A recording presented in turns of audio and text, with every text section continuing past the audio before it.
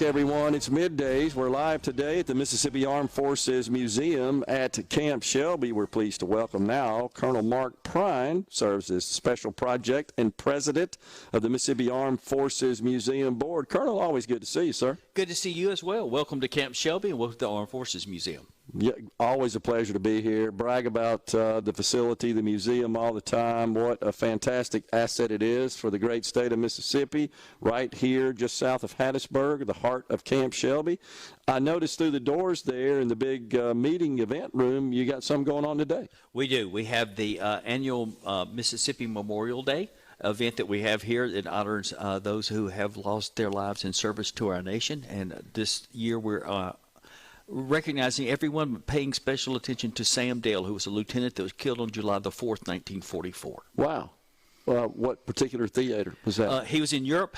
He was a fighter pilot and was shot down over France. And just a couple of years ago, the village in France that he was shot down over commemorated him with a plaque on their city hall. And our special envoy to France, Miss Kel Rowland, who is from here in the Hattiesburg area, teaches at Southern Miss, will help coordinate all that. And she's speaking about that event, and some of Sam's relatives are here. Well, that's awesome. That's very good. So you were telling me offline that you've been hosting a fair number of field trips here lately. We probably had the busiest spring that we have seen in years here.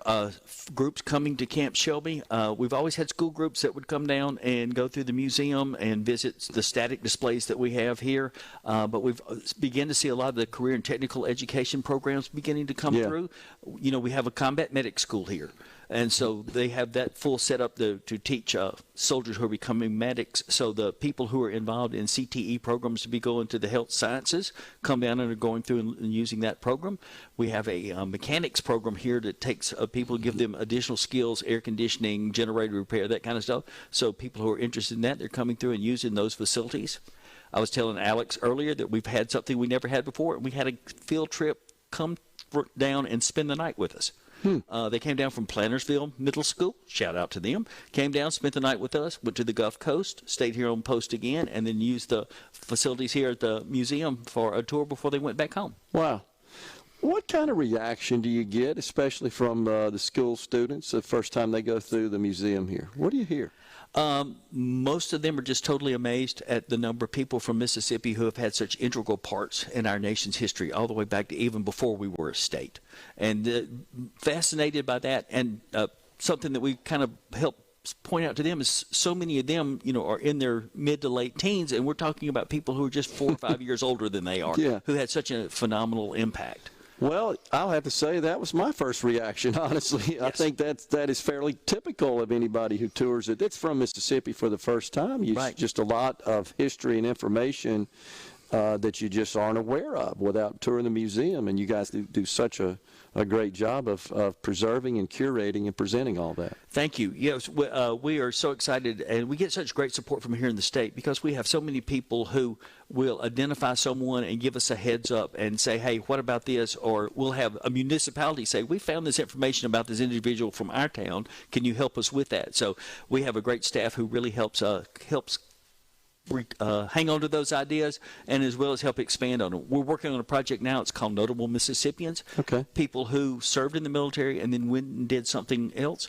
The list of we're a couple of hundred people now that did something after they left the military. You think of Elvis Presley, B.B. King, some of those, but notable athletes, Olympic gold medals winners, all those kind of things.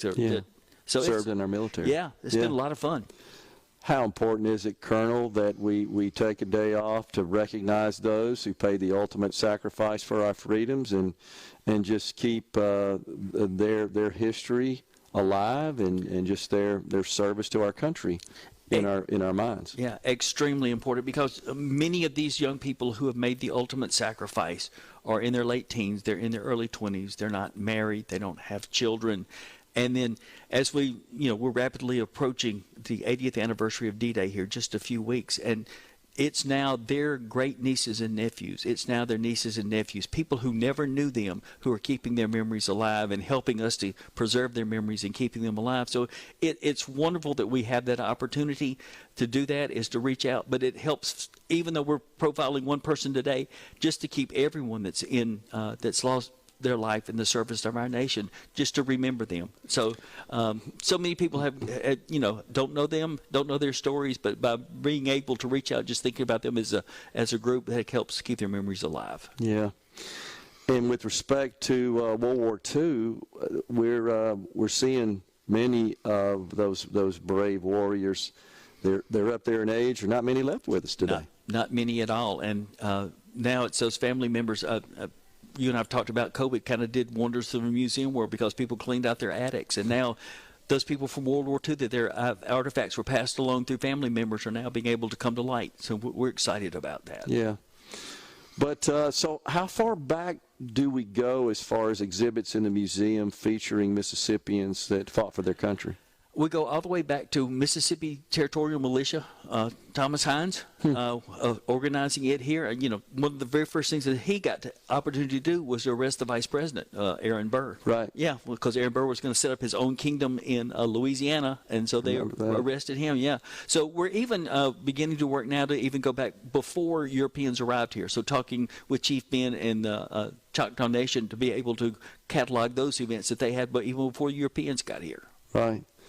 Awesome. So I'm at the age where the Vietnam War is still so vivid in my memory. It was arguably the first conflict where we had live reports, honestly, on television every night. We had the MIA and KIA reports was part of the national news, which was about all we had back in those days. We had the three major networks featuring that.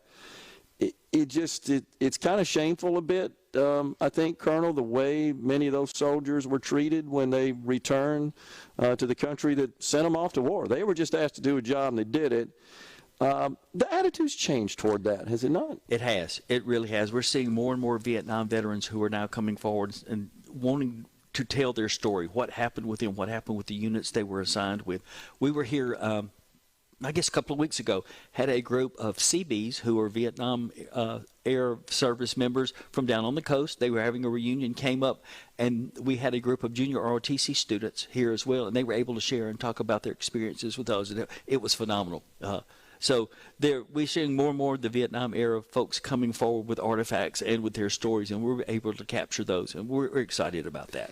What is so pointed, I think, is the incredible bond that exists, especially, not that it doesn't exist on those veterans of other wars, but that particular one seems a little unique, does it not? It does, especially because you think about many of them would have done a one-year hitch. Okay. And then come home and been processed out of the military. So that tie with those individuals that they were assigned with is very, very strong. Yeah. And I think it's probably stronger than you find, with units that deployed for 4 or 5 years and a bunch of people rotated through kind of thing. Okay. But that 1 year that you were there with those people, you probably did basic training with them, went overseas, and then came home.